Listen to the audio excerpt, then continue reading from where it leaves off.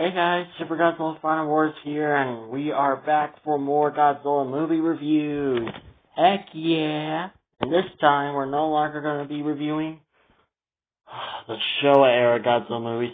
Thank God. But the bad news is, well, the Heisei Godzilla movies are not bad. It's just that I don't have all of them. And the badder news is that the fact that on YouTube, I can only find... Hold on. Godzilla vs. King Ghidorah, Godzilla vs. Mothra, and Godzilla vs. Destroya. Those are the only films I can find on YouTube. I cannot, and I repeat, I cannot find the other Heisei Godzilla films. Like, I can't find Godzilla vs. Destroya. I can't find Godzilla vs. Godzilla vs.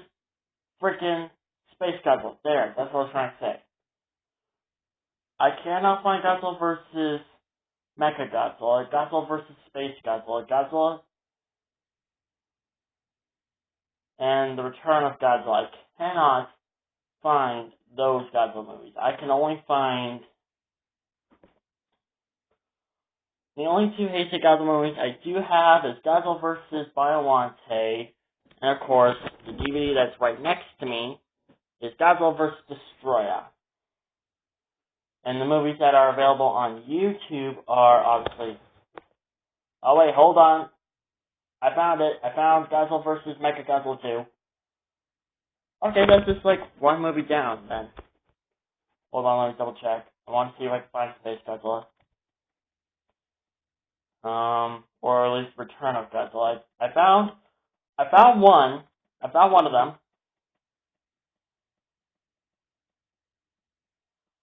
But the question is, can I find the other ones?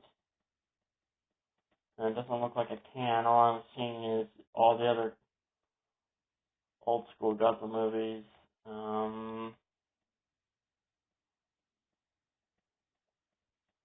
Hold on.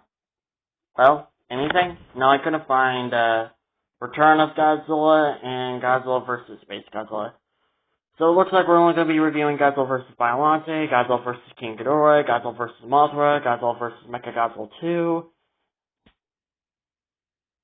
and Godzilla vs. Destroya. Oh well. Anyways, as you guys already know, I am joined by Mikasa, and of course, we're joined by a new Godzilla, and this Godzilla is, of course, Heisei Godzilla. And of course, there is Kong as his chair. You guys have already known that we used, that Godzilla was already sitting on Kong as his chair. But we're not alone, because we are joined by Biollante. So, without further ado, let's get started. So, for Godzilla vs. Biollante, did this movie do good? Does a fish swim? That's basically more like a yes. Godzilla vs. Biollante did really good. I know most people have a problem with this movie, but it actually did really, really good. I actually like this movie. Despite this movie being the first Heisei Godzilla movie that I actually end up owing. And the fact that I kind of actually really like this film. Yeah, same here. I really love this Godzilla movie. And I think this was the first Godzilla movie that I saw when I was a kid. When I was a kid, this was the first Godzilla movie that I actually ended up watching, and I actually ended up falling in love with this movie. And, of course, loving the big G-Man himself.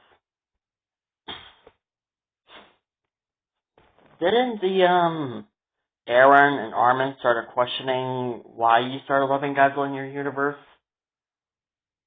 Yeah, they ended up questioning a lot about it. About why I ended up loving Godzilla. because, well, they were curious on why was I in love with a giant, city-destroying, radioactive, atomic breath-breathing monster. And you want to know what I replied? It's none of your business. I can love whatever monster I love. Wait, what did the Aaron and Armin, what was their favorite monsters in their universe? Well, Aaron's favorite monster was Gamera. Oh, great. The kaiju who lives under our shadows, and hasn't been seen since 2006. Holy crap. Yeah, I know, right? And Armin's favorite monster was Kong. Are you kidding me? Yeah. I'm kind of glad that I'm no longer with them, because they'll be end up saying that, oh, Godzilla, oh, Kong and Gamera are better than Godzilla. So, let's just move on to the review, shall we? Yes, please. Anyways.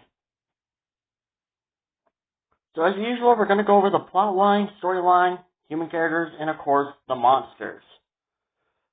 So for plot line, this was a really, really interesting plot line. I actually really liked it. The fact that everyone has been concerned since they've been concerned that the fact on when was Godzilla ever going to return. And like they've just been concerned that the G-Man will return. And they've just been constantly checking on that volcano where Godzilla got, of course, trapped.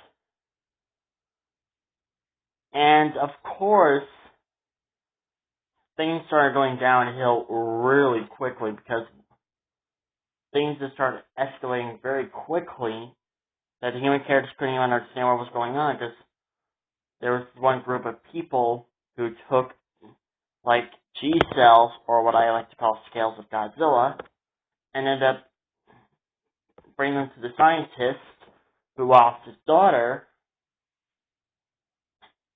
and then started combining her DNA with Godzilla's DNA with, of course, planet DNA, and therefore gives birth to this thing.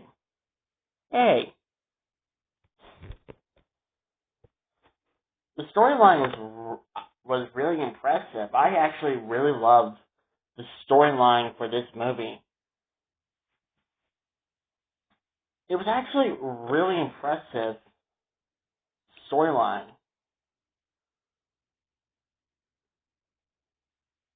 And I just love how the way they went for this direction. The fact that Godzilla has to face his first ever clone, and what some people like to call biollante Godzilla's sister.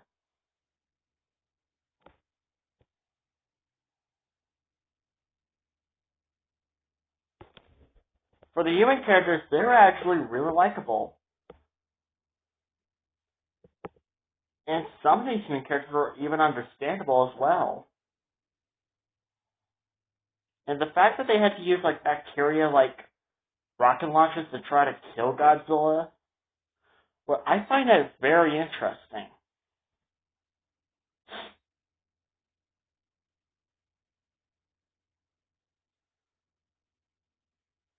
Now let's move on to the monsters. The monsters, for example, Godzilla, he's going back to his old days. He's no longer being a hero. He's going back to being a villain, sort of. In most of these movies, he's played out as the hero and sometimes the villain. So basically, in the Heisei universe, Godzilla's more like an anti-hero. And he does a freaking awesome job at it, too.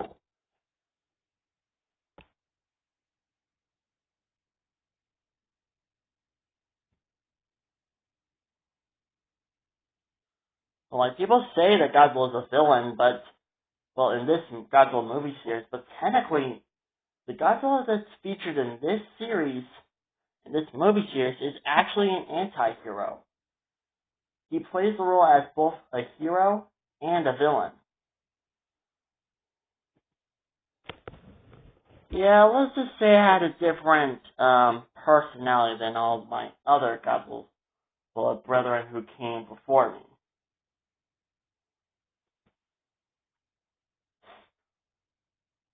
You see, like, unlike all of my fellow Godzilla brethren who were just played as a kid-friendly hero Godzilla, aka the Showa-era Godzillas, I was played more as a anti-hero, where sometimes I'll save humanity and sometimes I'll just attack them when I feel like it.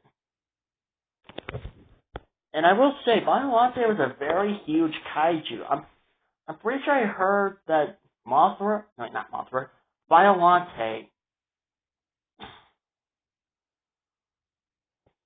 was like,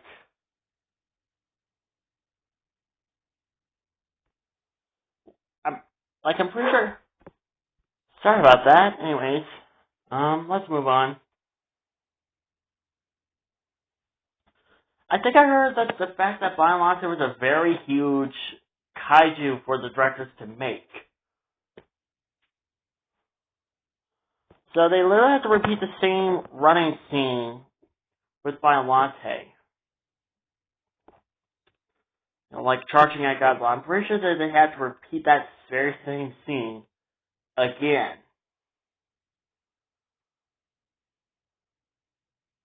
So, yeah.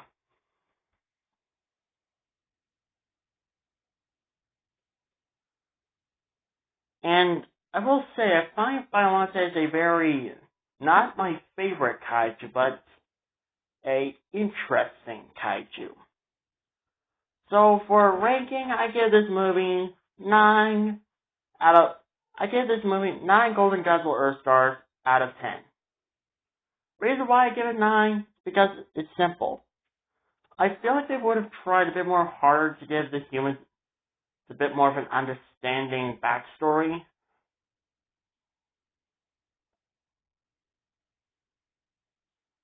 And I feel like the characters were just a little too rushed.